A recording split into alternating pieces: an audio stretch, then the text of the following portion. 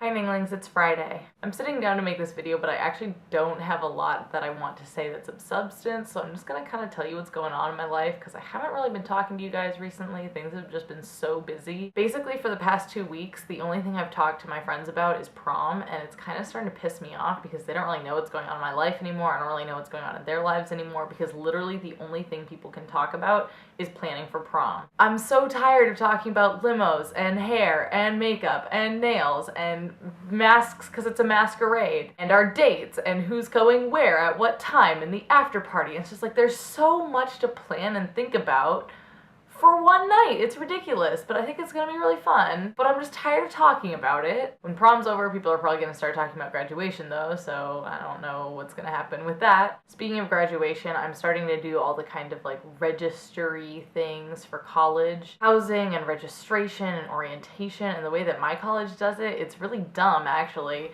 You move in on the Sunday before the Wednesday when your classes start, and you would think between that time would be the time when they do freshman orientation. But no, you have to go there earlier in the summer for 3 days to do your orientation and then come back later for the fall and move in. I think that means I have to go away for 3 days in the middle of June, which is really frustrating because you know my college is really far away in New York, so it's like I have to fly all the way there by myself for 3 days and then come back. I'm gonna be jet lagged, and I know this is such like a first world problem, but it's really annoying. Why can't they just do it the logical way like all the other colleges do it? The other reason I'm annoyed about having to go away in the middle of June, I don't think I would ordinarily mind it. It's not that bad of an idea in general, but I would have to skip work days, which sucks. Also, my friend is coming to town to stay with me for 2 weeks from Indiana, so it's like I never get to see her. She doesn't live in my state, and she's gonna be staying with me for 2 weeks, and then I have to take 3 days out of that already short time and go do something I don't really want to do because it's completely illogical. So I'm frustrated.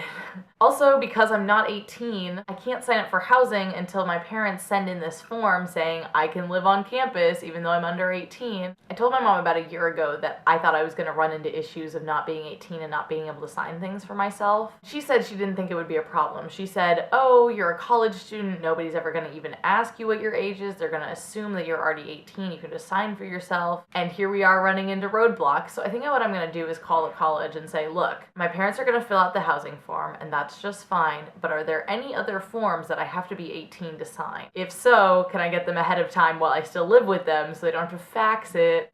Sometimes being young really just gets in the way. I don't really understand why society puts so much emphasis on age. In the United States, the driving age in most states is 16, the voting age is 18, and the drinking age is 21. If you go to Europe, most places it's 18 for all those things, and I don't really understand why ours is so broken up. In some ways it's kind of nice because then you get 3 special birthdays instead of just 1 where you get all the rights, but the difference, I guess, in maturity that each country thinks that we have, I don't really understand that. I don't think all 16-year-olds are ready to get on the road. I don't think all 18-year-olds are ready to vote. I don't think all 21-year-olds are ready to drink. However, I do think that there are some 14-year-olds who are ready to drive and some 16-year-olds who are ready to vote and some 18-year-olds who are ready to drink, you know? I just don't really understand why we choose these arbitrary numbers. Zach, I will see you tomorrow, and everybody else, I'll see you next week.